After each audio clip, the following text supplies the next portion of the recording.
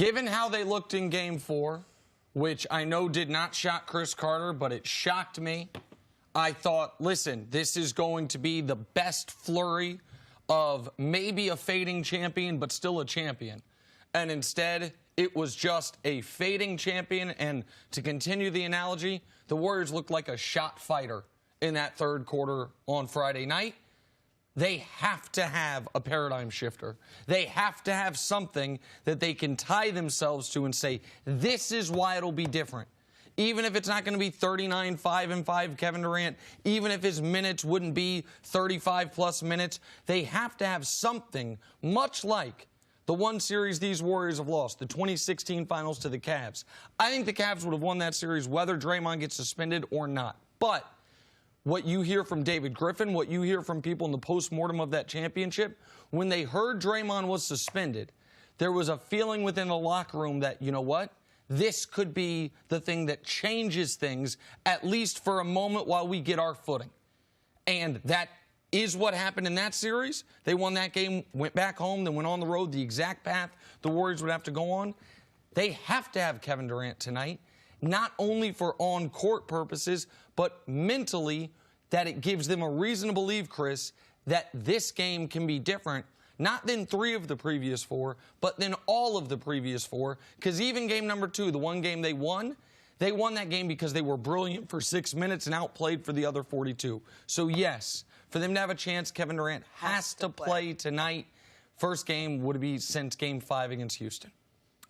What Kevin Durant are we going to get? I think that regardless of what the stats say, I think we can put to bed the question, is Golden State better without Kevin Durant?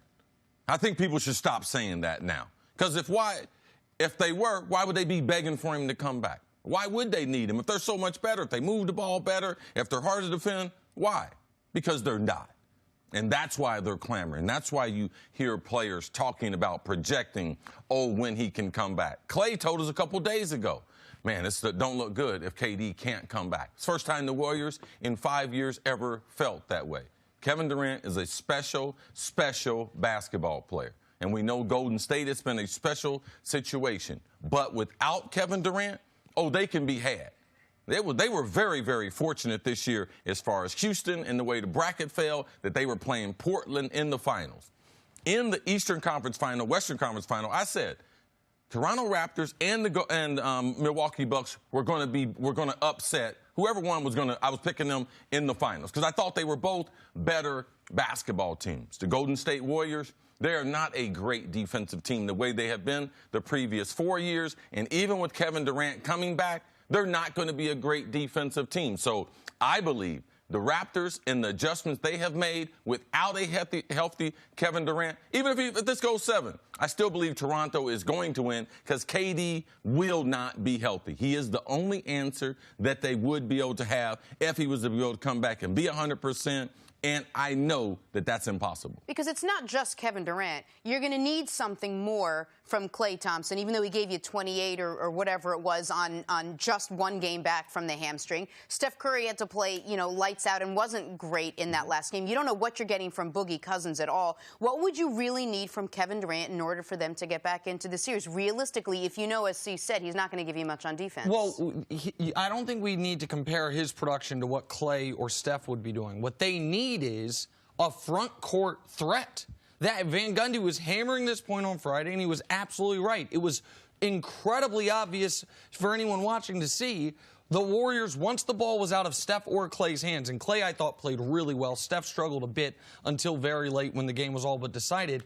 But as soon as it went to Draymond or Iggy or whatever revolving door they had at center, all of whom played poorly on Friday night, the offense died. This has been a bad series for Draymond and Iggy not be able to hit shots. It's been a bad series for Boogie to have the one game and then all of a sudden in Game 4 look worse than he had in any of the previous 3.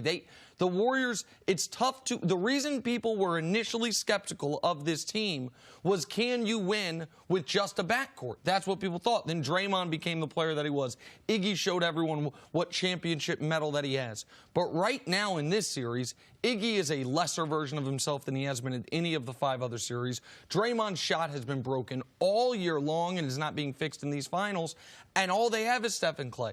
So even if KD is just spotting up in the corner, Kevin Durant adds an element to you that makes the Warriors tougher to defend and gives them an extra degree of offense. It's why, even though I had picked the Warriors in 6, that's obviously not going to happen. I'm not going to sit here and say now it's Warriors in 7 because we have 4 games of evidence Toronto's flatly better. They need something to shift the paradigm. That would be Kevin Durant taking the court. I just don't see it, though. I don't see a guy that's been out a month of basketball with a torn calf. They said it was a strain, but a strain, you're back before 4 weeks. I'm going to say it. He's got a torn calf, and there's a reason why people that follow the NBA have doubted his returning. There's a reason why someone watched him work out on Thursday before game number 4 and said, man, I don't see him coming back. A guy with a professional trained eye, and I respect his opinion. I've been saying this all along. I thought Kevin Durant was not going to play anymore. So now, even if he's able to come back for game 5, let's not forget Boogie Cousins, because Boogie Cousins gave us a great example of what happens if you miss 45 days. He came back. How many minutes did he play in that first game? 8. Everyone just assumed, you know something? In game number 2, he's going to be that much better. You know what, Steve Kerr? We're going to start him. How'd that work out? How has he been in the previous games? You cannot miss all of that conditioning. You cannot miss all of that on-court performance that you typically would get late in the season and think that you can join a championship competition and there not be some letdown. Kevin Durant has not been on the basketball court, and he hasn't guarded anyone. He hasn't run 94 feet, 3 or 4 or 5 minutes. He hadn't done all those things. So now we think he can do this 3 times in 6 days? Like, that's what's getting ready to happen? Look, listen, sports is difficult. And at the highest level, it's the most difficult. And the one thing that's troubling to all athletes is injuries, how to overcome them. And there's a difference between a woo-woo and an injury. A woo-woo is what Clay had. A hamstring, he was able to strap it up tighter and play the next game. This is an injury that's had him out for a month. Let's respect where they are, and this is the NBA Finals, and what it would take to be able to muster up the type of performance that he hadn't even been on to get on the court, 0 minutes in over 2 rounds of basketball. So I don't think he's going to have a huge impact. Thanks for watching. Subscribe here to get the latest from the show. Also, be sure to check out more of the best clips from First Things First, or go watch a few segments from our other shows on FS1.